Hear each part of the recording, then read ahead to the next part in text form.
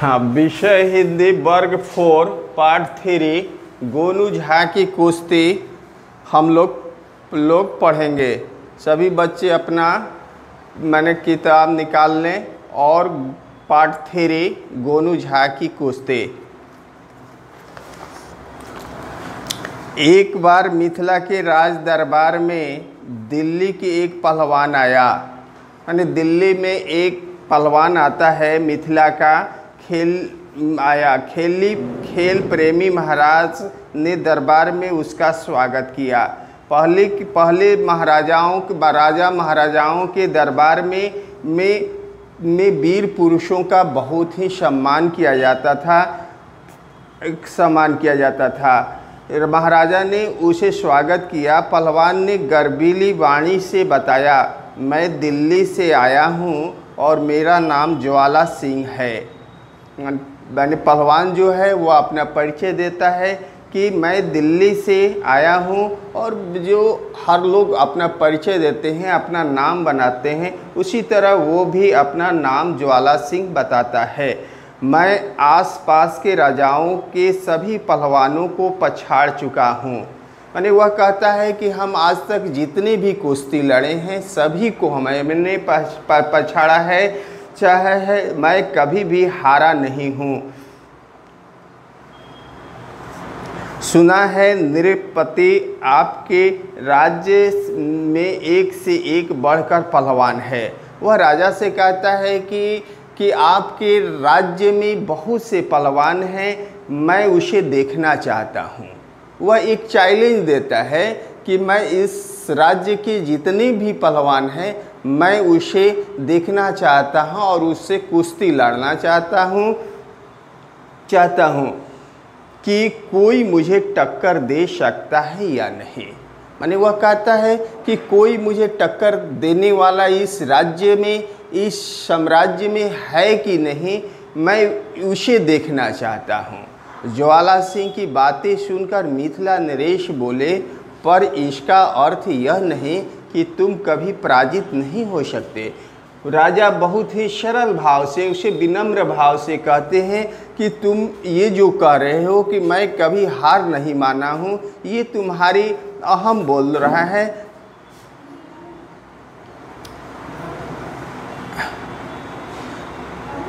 तुम्हारी घमंड बोल रहा है। ये नहीं हो सकता कि तुम कभी पराजित नहीं हो सकते। वो समझाते हैं, राजा समझाते हैं पहलवान को कि ये कथन तुम्हारा शोभा देने योग्य बात नहीं है। ज्वाला सिंह बोले, मुझे तो आज तक कोई ऐसा नहीं मिला। वह भी बड़ी सरल और विनम्र शब्दों में कहता है कि मुझे आज तक मेरे योग्य पहलवान से भेंट नहीं हुआ। मिथिला नरेश बोले, ठीक है, कल प्रातः आखड़े में शक्ति और पैतरों का आकलन होगा।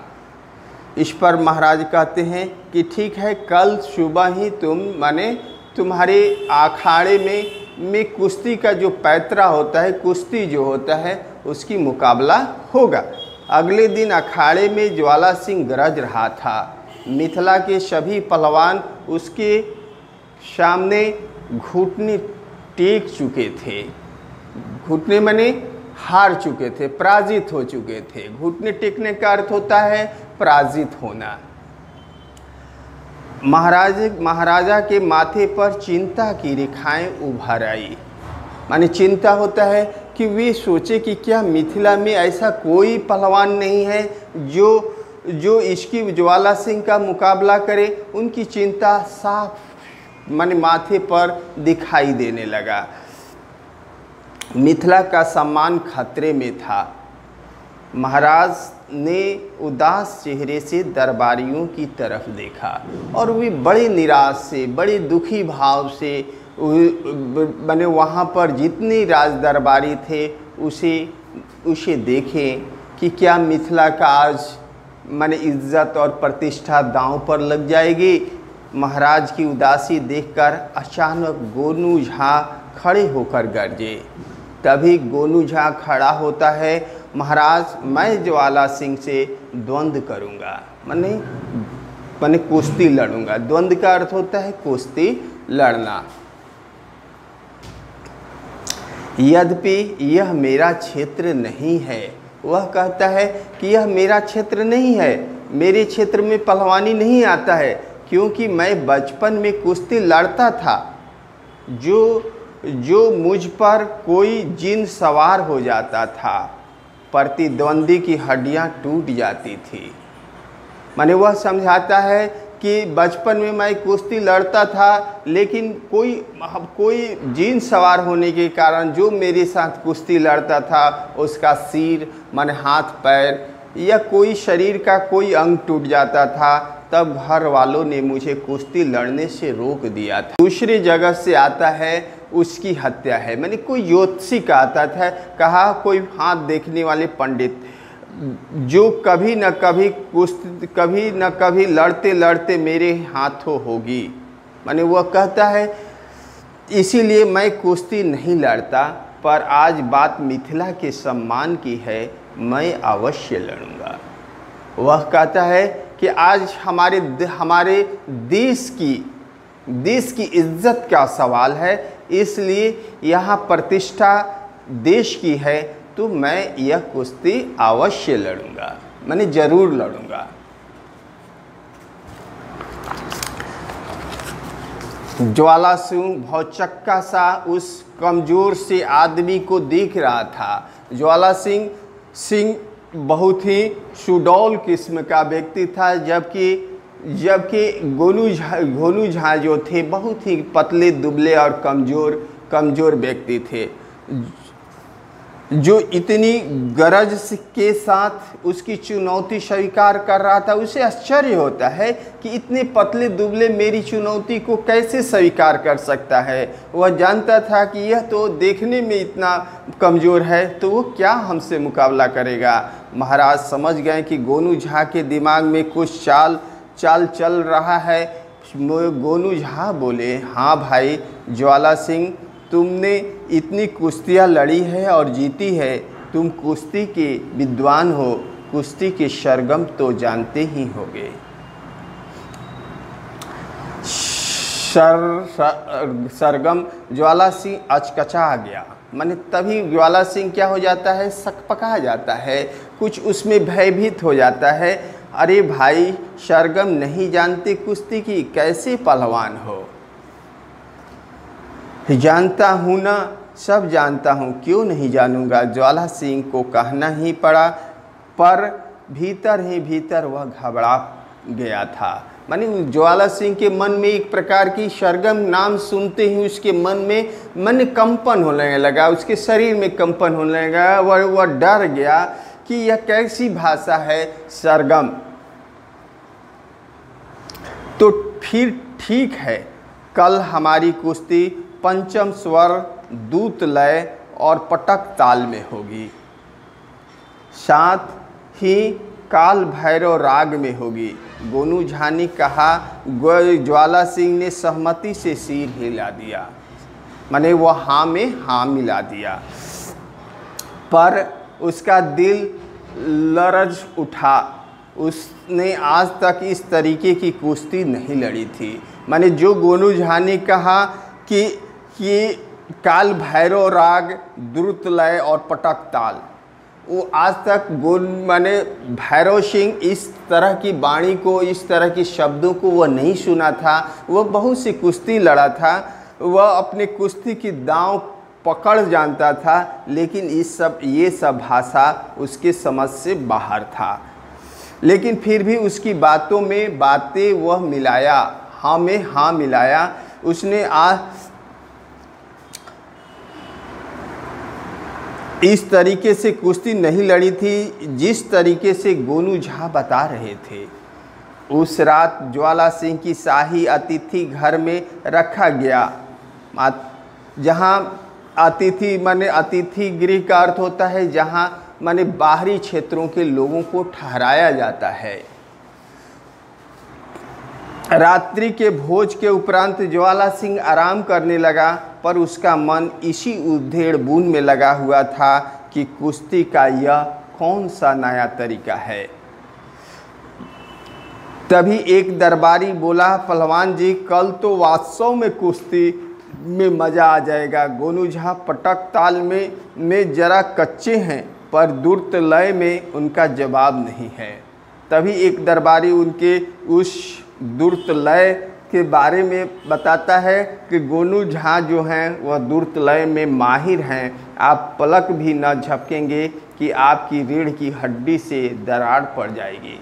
वह दरबारी कहता है कि वह इतनी द्रुत लय में माहिर हैं कि आपके पलक झपकते ही आपके रीढ़ की जो हड्डी होता है, हमारे जो पिछले भाग की जो हड्डी होता है, वह उसमें आपकी दरार आ जाएगी।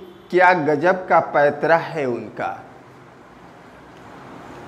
ज्वाला सिंह ने अपने ओठों पर जबान फिराई।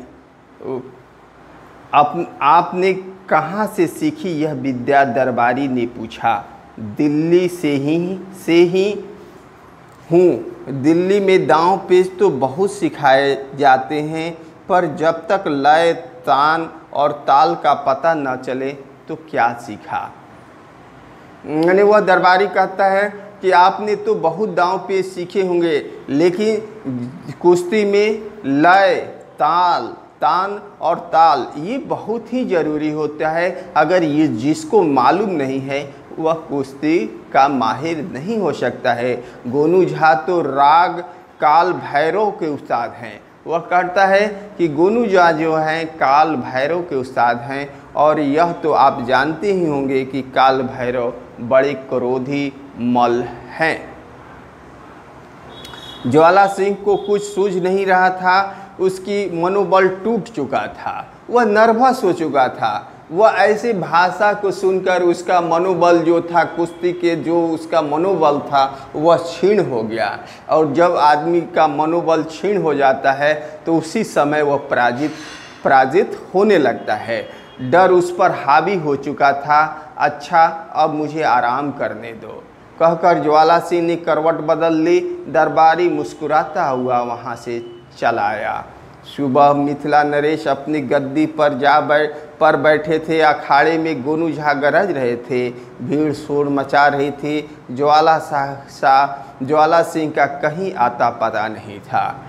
जब गोनू झा वहाँ पहुँचे तो ज्वाला सिंह वहाँ पर गायब था और गोनू झा अकड़ रहा था। मिथिला में खोजने पर भी वह नहीं मिला। गोनू झा की विजेता घोषित किया गया।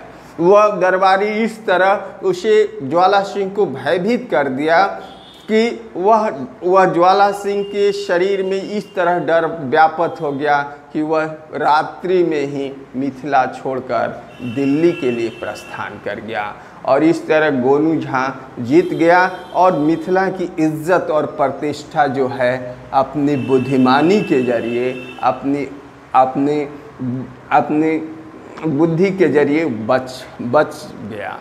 तो ये है कि जहाँ हमारी बुद्धि की ज़रूरत होता है, कोई ज़रूरी नहीं है कि हमारी शारीरिक शक्ति ही सर्वश्रेष्ठ है, बल्कि आज के ज़माने में हम बुद्धि बहुत बड़ी चीज़ होता है। बुद्धि से हम बड़े बड़े वीर योद्धाओं को भी मात दे सकते हैं। अतः हमें बुद्धि ही आज के युग में सर्वश्रेष्ठ है। शारीरिक बल कोई माने नहीं रखता है। इस कहानी से हमें यही शिक्षा मिलती है कि बुद्धि से ही हम बड़े बड़े वीर शूरमाओं को भी हरा सकते हैं या मात दे सकते हैं। उन्हें ढेरों पुरस्कार दिए गए। महाराज के चेहरे पर मुस्कान थी। ईर्ष्यालु दरबारी गोनू झा की जय जयकार सुनकर जले जा रहे थे। जितने भी दरबारी मिथिला नरेश के दरबारी थे वे गोनू झा की जय जयकार सुनकर जलने लगे, भूनने लगे कि एक साधारण दुबला पतला व्यक्ति कैसे इस तरह की मिथिला में जय जयकार सुना रहा है। महाराज ने गोनू झा को बुलाकर पूछा तो गोनू झा बोले, महाराज मैंने उस ज्वाला सिंह को सुर, लय और ताल के जाल में तो फंसा ही दिया था, बाकी काम एक दरबारी ने पूरा कर दिया। महाराज सच तो यह है कि कोई भी लड़ाई जीतने के लिए शारीरिक बल के साथ साथ मनोबल भी मजबूत और दृढ़ होना चाहिए। ज्वाला सिंह का मनोबल टूट चुका था। यश मैंने तब राजा क्या कहते हैं, भाई वाह गोनू झा, तुमने मिथिला का सम्मान बचा लिया, हम तुमसे बहुत प्रसन्न हैं। और इस तरह मैंने महाराज उसकी जय जयकार करने लगते हैं और इस तरह इस कहानी का समाप्त हो जाता है। तो ये हमारी गोनू झा, जबकि कुश्ती लड़ने की उसमें कोई कला नहीं था, लेकिन वह यहाँ देश की अपने मिथिला की इज्जत और प्रतिष्ठा का विषय वस्तु था। वह सोचा कि अगर ज्वाला सिंह यहाँ से जीत कर जाएगा तो मिथिला का सम्मान या इज्जत दांव पर लग जाएगी। वह मिथिला एक उपहास का पात्र बन जाएगा। और इसी कारण वह कुश्ती का कोई कला न जानते हुए भी अपने बुद्धि कौशल बल के द्वारा उस ज्वाला सिंह को हरा देता है। और इस तरह बच्चों, माने तुम भी लोग शारीरिक बल से नहीं किसी को, बल्कि बुद्धि के द्वारा उस पर विजय प्राप्त करो। माने हमारी कहानी का मुख्य मकसद यही था। इस तरह इस कहानी समाप्त होती है और हम लोग अगले क्लास में इसका प्रश्न उत्तर लिखेंगे या लिखाया जाएगा। आप लोग इस कहानी को फिर दोबारा पढ़ लेंगे और समझ लेंगे। Thank you.